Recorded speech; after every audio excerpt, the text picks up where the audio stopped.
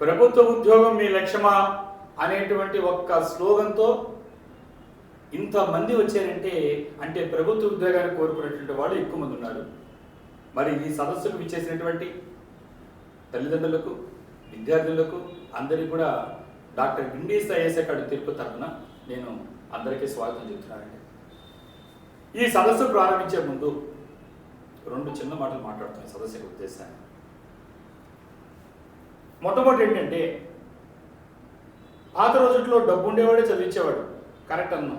ఈరోజు సామాజిక అవగాహన పెరగడం వల్ల, సామాజిక స్ఫూర్తి వల్ల చైతన్యం పెరిగి ప్రతి ఒక్కరు కూడా నేనెంత కష్టపడినా పర్వాలేదు, నా బిడ్డలు మాత్రమే ఖచ్చితంగా బాగా చదువుకుంటే వాడు మంచి ఫ్యూచర్ని చదివిస్తారు. ఫ్యూచర్ అంటే ఏంటి? ఫ్యూచర్ అంటే కేవలం చదివేయడమేనా? ఈ చదివించేదాన్ని దేనికోసం చదివిస్తున్నారు? చదివిన తర్వాత ఒక జాబ్ రావడం అంటే జాబ్ రావడమే చాలామందికి ఉండే కోరిక. ఈ జాబ్స్ రెండు రకాలు అనుకున్నప్పుడు, ఒకటి ప్రైవేట్ జాబ్, రెండు గవర్నమెంట్ జాబ్.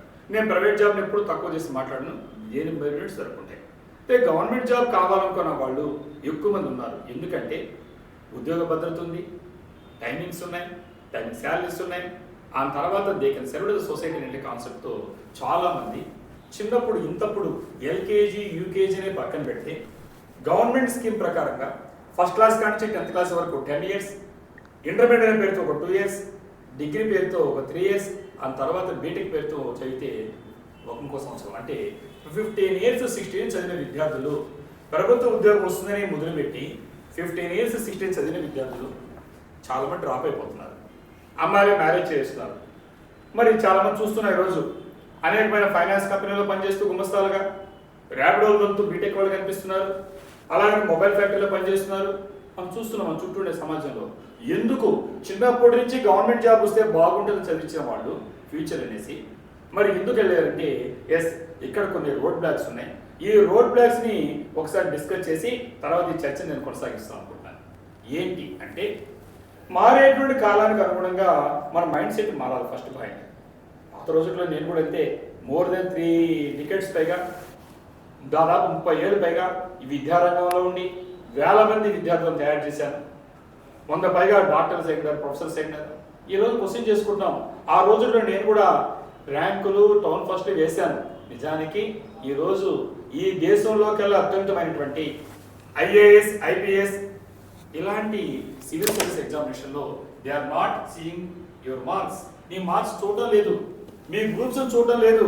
ఏమంటే డిగ్రీ అంటే బిఏ, బిఎస్సీ, బీకామే కాదు, బీటెక్ కావచ్చు, ఎంబీబీఎస్ కావచ్చు, బీడీఎస్ కావచ్చు, అగ్రికల్చర్ బీఎస్ ఇప్పుడు చేరున్నారు విద్యార్థులు, ఇలాంటి వాళ్ళు కావచ్చు, ఎవరైనా కావచ్చు.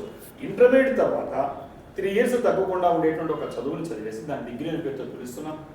నేను ఎక్కడ కూడా ఎనీ డిగ్రీ అన్నాడు, ఇది మార్కులు అడగడం కాదు. కానీ మన టైం ఏం చేస్తున్నాం, మన టైం వేస్ట్ చేసుకుంటూ ఆ సిలబస్ చదువుకోకుండా మన ఫోకస్ అంతా మార్క్స్ మీద పెట్టుకోవడం మిస్ అయిపోయింది అంటే నా కాన్సెప్ట్ యాక్చువల్గా. ఇంకా చెప్పాలంటే అర్థమయ్యే రీతిలో మన ఇంటికి ఎవరైనా ఈవినింగ్ వచ్చారు, జనరల్గా మన పిల్లలు ఎలా ఉన్నారంటే చదువుకుంటారు, ఎక్కువ మంది హౌస్ వైఫ్స్ ఉంటున్నారు. ఏమవుతున్నా మీ అమ్మాయి లేదా మీ అబ్బాయి ఎక్కడికి వెళ్ళారు అంటారు. మార్నింగ్ ఒక ప్రైవేట్ స్కూల్కో లేదా ఒక గవర్నమెంట్ స్కూల్ ఎక్కడో వెళ్ళారు. ఈవినింగ్ ఎక్కడికి వెళ్ళారంటే, వెళ్ళిన వాళ్ళు ఎక్కడికి వెళ్ళారంటే ట్యూషన్. ఏం ట్యూషన్ అంటే మ్యాథ్స్, ఫిజిక్స్, కెమిస్ట్రీ అంటారు. ఇదే క్వశ్చన్ కానీ if you have any relatives or friends in north India, if you pose the same question, వాళ్ళ ఆన్సర్ ఏం తెలుసా? మార్నింగ్ వాడు ఏదో ఒక స్కూల్కో కాలేజీకి వెళ్ళారు, ఈవినింగ్ వీళ్ళు ఎక్కడికి వెళ్ళారంటే bank job coaching, railway job coaching, defence coaching, SSC staff selection commission coaching, ఇటీవల civils coaching. See the difference. మనం ఏమనుకుంటున్నామంటే వాళ్ళు చాలా మొరటుగా ఉంటారు, మనం చాలా స్టైల్గా ఉంటాం, మళ్ళీ టక్ చేసుకొని అనుకుంటున్నాం. నిజానికి జాబ్స్ ఎక్కువ మన ఇండియన్సే కావచ్చు, నార్త్ ఇండియా వాళ్ళకి ఎక్కువ రావడానికి అవకాశం అర్థమైంది. అంటే వాళ్ళ ఫోకస్ గవర్నమెంట్ జాబ్స్ అనుకున్నప్పుడు 10th క్లాస్ అయిపోగానే అక్కడి నుంచే మొదలుపెట్టారు. కాబట్టి ఇండియాలో జాబ్స్ లేవంటే ఎవరినో ఒప్పుకోనండి, ఉన్నాయి. జాబ్సే లేకపోతే రైల్వేలు ఆగిపోతాయండి. అంటే రైల్వే జాబ్స్ ఉన్నాయి, నేను సివిల్స్ గురించే మాట్లాడుతున్నా. జాబ్సే లేకపోతే ఇన్సూరెన్స్ రంగం కుప్పకూలిపోతుందండి, ఉన్నాయి. జాబ్సే లేకపోతే చెప్పక్కర్లేదు, ప్రతి రంగంలో జాబ్స్ ఉన్నాయి. అందరూ వస్తున్నారా? నెగిటివ్గా మాట్లాడతారు. మన భారతదేశ జనాభా 140+ అంటే 145 crores ఆఫ్ పాపులేషన్ ఉంటే అందరూ రాస్తున్నారా? రాయలే కదా. మన పిల్లలు రాస్తే వస్తాయి ఖచ్చితంగా. కావాల్సింది ఒక లాంగ్ విజన్ ఉంటే ఖచ్చితంగా అవుతారు. సో ఇలాంటి పరిస్థితుల్లో వాళ్ళు మొదలుపెట్టినటువంటి స్కీమ్ ప్రకారంగా మనం కూడా inter plus IAS, degree plus IAS, exclusive IAS అనేటువంటి విధానంతో ముందుకెళ్ళాలని ఈ రాయలసీమ చిత్తూరు, కడప, కర్నూలు, అనంతపురం. గ్రేటర్ రాయలసీమ అంటే నెల్లూరు, ప్రకాశం కలిపితే ఈ 6 జిల్లాల్లో దాదాపు 2 crores ఆఫ్ పాపులేషన్ ఉంటే lakhs of unemployees and small employees, ఎంబీఏలు, ఎంసీఏలు, బీటెక్లు, ఎంటెక్లు చదువుకొని ఇప్పుడు చెప్పినటువంటి చిన్న చిన్న జాబ్స్ చేసుకుంటున్నారు, కొంతమంది జాబ్సే రాకుంటారు. సో దీనికి పరిష్కారంగా మనం ఇక్కడి నుంచే కోచింగ్ ఇస్తే బాగుంటుంది అనుకున్నప్పుడు ఇదే రాయలసీమ ప్రాంతంలో ఇదే శ్రీ వెంకటేశ్వర విశ్వవిద్యాలయంలో 83-85లో ఎంఎస్సీ చేసి యూనివర్సిటీ ఫస్ట్గా వచ్చాను, ఎంఫిల్ చేశాను. పిహెచ్డిలో నేను నా సబ్జెక్ట్ ఏదైతే మనం ఆంథ్రోపాలజీ అనేది సివిల్స్లో ట్రెండింగ్ ఉందో ఆ సబ్జెక్ట్లోనే 35 years బ్యాకే నేను పిహెచ్డి చేసి నేను సివిల్స్ కోచింగ్ హైదరాబాద్లో ఇచ్చేటప్పుడు నాకు ఉండేటువంటి ఇక్కడ అందరూ కూడా బంధువర్గాలు కానీ ఫ్రెండ్స్ కానీ ఇక్కడ పెడితే బాగుంటుంది అనుకున్నప్పుడు ఎస్ రాయలసీమ ప్రాంతం మనది, ఈ వయసులో ఏం కోరుకుంటున్నామంటే ఏదో ఒక సమాజానికి బాధ్యతగా చేయాలనుకొని డాక్టర్ విండీస్ ఐఏఎస్ అకాడమీ ప్రారంభించడం జరిగింది. ప్రారంభించిన కొద్ది కాలంలోనే మీలాంటి వాళ్ళు ఇక్కడ వెనక కూర్చున్న చాలా మంది పేరెంట్స్, పిల్లలు మీరందరూ తెలుసు. వీళ్ళు కొంతమంది ఇంటర్ ప్లస్ ఐఏఎస్ చేరారు 10th అయిపోగానే, కొంతమంది ఇంటర్మీడియట్ అయిపోయి డిగ్రీ ప్లస్ ఐఏఎస్ చేరారు, కొంతమంది వేరే ప్రొఫెషనల్ కాలేజీల్లో వాళ్ళ పేర్లు నేను పరిచయం చేయడం అంతే కూర్చున్నారు. వాళ్ళందరూ కూడా బీటెక్ చదువుతున్నారు, అదేవిధంగా అగ్రికల్చర్ బీఎస్ చదువుతున్నారు, కొంతమంది మెడిసిన్ చేస్తున్నారు. ఇలా చదువుతున్న ఈవినింగ్ క్లాస్ రావడం మొదలుపెట్టారు. ఈ విధంగా ఒక క్లియర్ కట్ కాన్సెప్ట్తో మనం స్పష్టమైన విధానంతో వెళ్ళడం వల్ల ఖచ్చితంగా వాళ్ళందరూ కూడా వీళ్ళ ఫ్రెండ్స్ అంతా కూడా ఆఫ్టర్ 5 years థింక్ చేసేటప్పుడు వాళ్ళు ఇక్కడి నుంచే యూపీఎస్సీ క్రాక్ చేయడం మొదలు పెడతారు. ఇలాంటి కాన్సెప్ట్తో వెళ్ళినప్పుడు ఇక్కడ మనం మాట్లాడింది ఏంటి, ప్రభుత్వ ఉద్యోగం మీ లక్ష్యమాన, ఎస్ మీ లక్ష్యం అయితే ఖచ్చితంగా క్రాక్ చేయగలుగుతారు. ఇదే సందర్భంలో ఒక క్వశ్చన్ చెప్తాను నేను, సార్ గవర్నమెంట్ జాబ్ అయితే ఏం చేయాలి సార్ అని అడిగారు. దాన్ని నేను ఇందాక ఒక స్టూడెంట్ అడిగితే చెప్పాను, మరి ఏం చదువుతున్నా, నేను బీటెక్ సార్ అన్నాడు. బీటెక్ ఏం చేస్తున్నా, సాఫ్ట్వేర్ అన్నాడు. మరి జాబ్ గ్యారెంటీ అన్నా, నాకెలా తెలుస్తుంది సార్, ఎక్కడ వస్తున్నాడు కోసం కోపం వచ్చింది, ఎంత ఇస్తానన్నాడు, ఎస్ ఇంకా కోపం వచ్చి అమ్మ మిమ్మల్ని ఇబ్బంది పెట్టాలని కాదు, మనం ఏ జాబ్ అయినా దాన్ని ఉండేటువంటి దానికి ఉంటాయి ప్రత్యేకతలు. అంటే నువ్వు ప్లాన్ ఏ లేకపోతే ప్లాన్ బి గురించి అడిగావు, ఇదే క్వశ్చన్ అడిగితే నీకు ఆన్సర్ చెప్పలేను, కానీ నేను చెప్పగలుగుతానమ్మా. Once if you prepare for civil service examination, plan A కాకపోతే ప్లాన్ బి కాదు, సి కాదు, జెడ్ వరకు ఉన్నాయమ్మా. అది ఇంకొక దాంట్లో మనం మాట్లాడదాం డిబేట్ కాకుండా. ప్లాన్ ఏ కాకపోతే ప్లాన్ జెడ్ వరకు ఉన్నాయి. ఎస్ ఇండియాలో once if you prepare for civils examination you can crack any type of examination India, that is the method. So ఆ మెథడ్ అనేది మనం మాట్లాడతాం. మరి ఈ చర్చలో చాలా మంది పాల్గొనడానికి వచ్చినారు. ఈ పేరెంట్స్లో ఒక్కొక్కరు కొత్తగా చేర్చడానికి వచ్చిన వాళ్ళు ఉన్నారు, మరి పాతగా ఇంతకుముందు చేర్చినటువంటి పేరెంట్స్ ఉన్నారు. నేను మరి వాళ్ళకి పరిచయం చేస్తే మీకుండే డౌట్స్ కొన్ని క్లారిఫై అవుతాయి. కానీ ఇక్కడ చాలా మంది విద్యార్థులు ఉన్నారు, ఒక్కొక్కరు పిలుస్తాను. ఈ లోపల పేరెంట్స్ కొంతమంది పరిచయం చేద్దాం అనుకున్నాము. మనందరికీ సుపరిచితులు, మనకు ఆప్తులుగా ఉంటూ వెన్నంటుంటూ పరిచయం అప్పుడే పరిచయమైంది డాక్టర్ విండీస్ ఐఏఎస్ అకాడమీలో. ఒక ఆణిముత్యం జాహ్నవీన విద్యార్థి ఇచ్చినటువంటి వారి తండ్రి గారినటువంటి జిఎస్టీలో ఆఫీసర్గా పనిచేస్తున్నటువంటి బాలకృష్ణ సార్ గారిని నేను వేదిక పైకి సాధారణంగా ఆహ్వానిస్తున్నాను. సార్ నమస్తే సార్. నమస్కారం సార్. సార్ ఇప్పుడు మనం ఈ చర్చలో మనం పాల్గొనడానికి మీరు వచ్చినందుకు మీరు మరొకసారి డాక్టర్ విండీస్ ఐఏఎస్ అకాడమీ తప్పని మీకు నేను థ్యాంక్స్ చెప్తున్నాను. Thank you sir. అందరూ కూడా భయపడతారు జనరల్గా, సార్ ఎంత పెద్ద యూపీఎస్సీని క్రాక్ చేయాలంటే కష్టము అనేసి. దాని పక్కన పెట్టే ముందు మీ పాప గురించి కొంచెం నేను వీళ్ళ పరిచయం చేయాలనుకుంటున్నాను. సార్ 10th క్లాస్లో మీ పాపకి ఎన్ని మార్క్స్ వచ్చాయి sir? 594 sir. 594 out of 600. Very nice sir. Sir ఇక్కడ ఒక డౌట్ వస్తుంది సార్, జనరల్గా నేను కూడా పేరెంట్ని, మనం 500 దాటగానే మనకి ఎన్నో ఆలోచనలు ఉంటాయి, అయితే నీటు లేదా ఐఐటి అనేసి. మీరెందుకు యూపీఎస్సీ అనుకున్నారు సార్? ఏదైనా మనకు లక్ష్యం ప్రభుత్వ ఉద్యోగము ఉన్నత స్థాయిలో ఉండాలనుకున్నప్పుడు ఖచ్చితంగా మనము సివిల్ సర్వీసెస్ ఎగ్జామే ఇండియాలో బెస్ట్ అచీవ్మెంట్ అనుకుంటాము. అందువలన ఇప్పటి నుంచే ఫోకస్ చేస్తే చాలా బాగుండి క్రాక్ చేస్తుందని డాక్టర్ విండీస్ ఐఏఎస్ అకాడమీలో సురేష్ కుమార్ సార్ మెంటర్షిప్లో చేర్పించాం సార్. ఇక్కడంతా కోచింగ్ చాలా బాగుంది, సంతోషం sir. Sir thank you sir. ఇప్పుడు ఇంకో డౌట్ కూడా వస్తుంది, అంటే వాళ్ళ తరఫున అడుగుతున్నాను సార్. Please sir.